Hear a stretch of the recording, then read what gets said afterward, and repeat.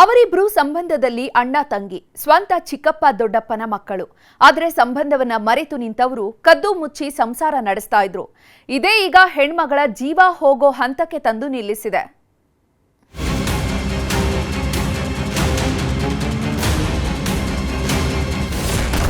ಸಂಬಂಧದಲ್ಲಿ ಅಣ್ಣ ತಂಗಿ ಮಾಡ್ತಾ ಇದ್ರು ಪ್ರೀತಿ. ಅಣ್ಣ ತಂಗಿ ಕಳ್ಳ ಸಂಸಾರ ನಡೆದಿದ್ದು ಘನಘೋರ. ಪಾಪಿ ಕಲಿಗಾಲದಲ್ಲಿ ಎಂತೆಂಥವರೆಲ್ಲ ಹುಟ್ಟಿ ಬಿಟ್ಟಿದ್ದಾರೆ ನೋಡಿ. ಅಣ್ಣ ತಂಗಿ ಸಂಬಂಧ ಅನ್ನೋದು ಇವರ ಪಾಲಿಗೆ ಕಾಲು ಕಸಕ್ಕಿಂತಲೂ ಕಡಿಯಾಗಿ ಹೋಗಿತ್ತು.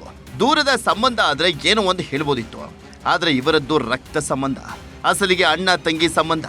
ಆದ್ರೆ ಮಾಡಿದ್ದು ಮಾತ್ರ ಮಣ್ಣು ತಿನ್ನೋ ಕೆಲಸ. ಸ್ವಂತ ಅಣ್ಣ ತಂಗಿ ಅನ್ನೋದನ್ನೇ ಮರೆತವರು ಗಂಡ ಹೆಂಡತಿ ಅನ್ನುವಂಥ ಸಂಬಂಧವನ್ನ ಬೆಳೆಸಿದ್ರು. ಮನೆಯವರ ಮಾತನ್ನೇ ಧಿಕ್ಕರಿಸಿ ಕದ್ದು ಮುಚ್ಚಿ ಸಂಬಂಧ ಇಟ್ಕೊಂಡಿದ್ರು. ಅದೇ ಸಂಬಂಧ ಈಗ ದುರಂತ ಅಂತ್ಯವನ್ನ ಹಾಡುವಂತೆ ಮಾಡಿದೆ. ಅಣ್ಣನ ಮೇಲಿನ ಕಾಮದ ಪ್ರೇಮ ಹೆಣ್ಮಗಳ ಜೀವವನ್ನ ತೆಗೆಯುವಂತೆ ಮಾಡಿದೆ.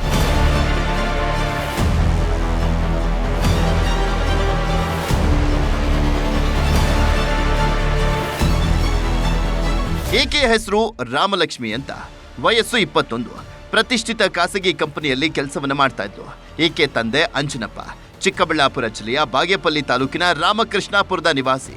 ಈತನ ಹೆಸರು ಕೃಷ್ಣ ಅಂತ. 30 ವರ್ಷದ ಈತನಿಗೆ ಸಂಬಂಧ ಅನ್ನೋದು ಲೆಕ್ಕಕ್ಕೆ ಇರಲಿಲ್ಲ. ಈತನ ತಂದೆ ಹಾಗೂ ರಾಮಲಕ್ಷ್ಮಿಯ ತಂದೆ ರಕ್ತ ಹಂಚಿಕೊಂಡು ಹುಟ್ಟಿದ ಅಣ್ಣ ತಮ್ಮ. ಹೀಗಾಗಿ ಇವರಿಬ್ರು ಕೂಡ ಅಣ್ಣ ತಂಗಿಯಾಗಿ ಬೆಳೆದಿದ್ರು. ಒಂದೇ ಮನೆ, ಒಂದೇ ಊರು, ಒಟ್ಟೊಟ್ಟಿಗೆ ಬೆಳೆದವರ ಮಧ್ಯೆ ಅಣ್ಣ ತಂಗಿ ಅನ್ನುವಂಥ ಸಂಬಂಧ ಬಿಟ್ಟು ಬೇರೆಯದ್ದೇ ಸಂಬಂಧ ಹುಟ್ಕೊಂಡಿತ್ತು.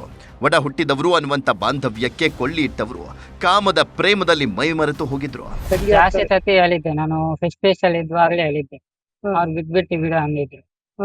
ಮತ್ತೆ ನೋಡಿದ್ರೆ ಹಿಂಗಾಗೈತಿ. ನಮ್ಮ ಅಕ್ಕ ಇದ್ದಿತ್ತು, ನಮ್ಮ ಚಿಕ್ಕಪ್ಪ ಮಗ ಅಂತ ವೈಫ್ ಅಂತ ಮಾತಾಡ್ಕೊಂಡು ಅಲ್ಲಿ ರೂಮ್ ಮಾಡ್ಕೊಂಡವ್ರೆ. ಹಿಂಗಾಗೈತಿ ಮತ್ತೆ ನೋಡಿದ್ರೆ. ರಾಮಲಕ್ಷ್ಮಿ ಹಾಗೂ ಕೃಷ್ಣ ನಡುವೆ ಕಳೆದ 3 ವರ್ಷಗಳಿಂದ ಪ್ರೀತಿ ಶುರುವಾಗಿತ್ತು. ಬರೀ ಪ್ರೀತಿ ಮಾಡೋದಷ್ಟೇ ಅಲ್ಲ, ಅನೈತಿಕ ಸಂಬಂಧಕ್ಕೂ ತಿರುಗಿತ್ತು. ಈ ವಿಷಯ ಮನೆಯವರಿಗೆ ಗೊತ್ತಾಗ್ತಾ ಇದ್ದಂತೆ ನಿಂತಲ್ಲೇ ಕುಸಿದು ಹೋಗಿದ್ರು. ಕೊನೆಗೆ ಸಂಬಂಧಿಕರಿಗೆಲ್ಲ ಗೊತ್ತಾಗಿ ಬೈದು ಬುದ್ಧಿ ಹೇಳಿದ್ರು. ಯಾರು ಏನೇ ಹೇಳಿದ್ರು ಇವರಿಬ್ಬರು ಮಾತ್ರ ಕೇಳುವಂತ ಸ್ಥಿತಿಯಲ್ಲಿ ಇರಲಿಲ್ಲ.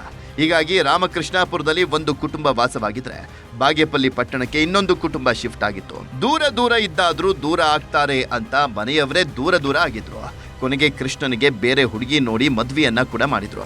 ಆದ್ರೆ ಅಣ್ಣ ತಂಗಿಯ ಕಳ್ಳ ಪ್ರೀತಿ ಮಾತ್ರ ನಿಂತಿರ್ಲಿಲ್ಲ. ತಂಗಿಯ ಮೋಹದಲ್ಲಿ ಮುಳುಗಿ ಹೋಗಿದ್ದವ ಆಕೆಯ ತಲೆ ಕೆಡಿಸಿ ಮನೆಯಿಂದ ಹೊರ ಕರ್ಕೊಂಡು ಬಂದಿದ್ದಂತೆ. ತನಗೊಂದು ಮದ್ವೆ ಆಗಿದೆ ಅನ್ನೋದನ್ನೇ ಮರೆತು ಪ್ರತ್ಯೇಕ ಮನೆ ಮಾಡಿ ರಾಮಲಕ್ಷ್ಮಿ ಜೊತೆ ಕಳ್ಳ ಸಂಸಾರ ನಡೆಸ್ತಾ ಇದ್ದ.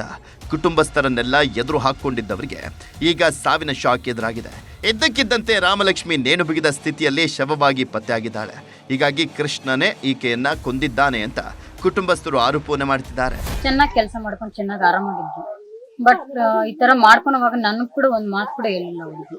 ಕೃಷ್ಣ ಗಂಡ ಹೆಂಡತಿ ಚೆನ್ನಾಗಿರ್ಲಿಲ್ಲ, ಅವರು ಚೆನ್ನಾಗೇ ಇರ್ತಾ ಇದ್ರು. ಆ ಹುಡುಗಿ ನನ್ ತಂಗಿ ಹತ್ರ ಆ ಹುಡುಗ ಇರ್ಬೇಕಾದ್ರೆ ಆ ಹೆಂಡತಿ ಹತ್ರದಿಂದ ಕಾಲ್ ಬಂದ್ರೆ ಇವ್ರಿಬ್ರು ಬೈಕೊಳೋದು. ಅಲ್ಲಿ ಹೆಂಡತಿ ಹತ್ರ ಇರುವಾಗ ಇವಳಿಗಿಂದ ಕಾಲ್ ಬಂದ್ರೆ ಅವ್ರಿಬ್ರು ಬೈಕೊಳೋದು. ಗೊತ್ತಿರ್ಲಿಲ್ವಾ ಈ ವಿಷಯ ಅವ್ರ ಹೆಂಡತಿಗೆ? ಎಲ್ಲರಿಗೂ ಗೊತ್ತು, ಅವ್ರ ಮನೆಯಲ್ಲಿ ಎಲ್ಲರಿಗೂ ಗೊತ್ತು. ಎಲ್ಲ ಗೊತ್ತಿದ್ರು ಕೂಡ ನನ್ ತಂಗಿನ ಅವರೇ ಜೀವಂತವಾಗಿ. ಅಣ್ಣ ತಂಗಿ ಸಂಬಂಧ ಅಂದ್ರೆ ಅತ್ಯಂತ ಪವಿತ್ರ ಸಂಬಂಧ ಅಂತಾರೆ. ತಂಗಿಗೆ ಏನೇ ತೊಂದರೆ ಆದ್ರೂ ಕೂಡ ಮೊದಲು ನಿಲ್ಲೋದೇ ಅಣ್ಣ ಅಂತ ನಂಬ್ಕೊಂಡಿರ್ತಾರೆ. ಆದ್ರೆ ಇವರಿಬ್ಬರ ಸಂಬಂಧ ಕೇಳಿದ್ರೆ ನಿಜಕ್ಕೂ ಅಸಹ್ಯ ಅನಿಸ್ತಾ ಇದೆ. Dattatreya M, News 18, Chikkaballapur.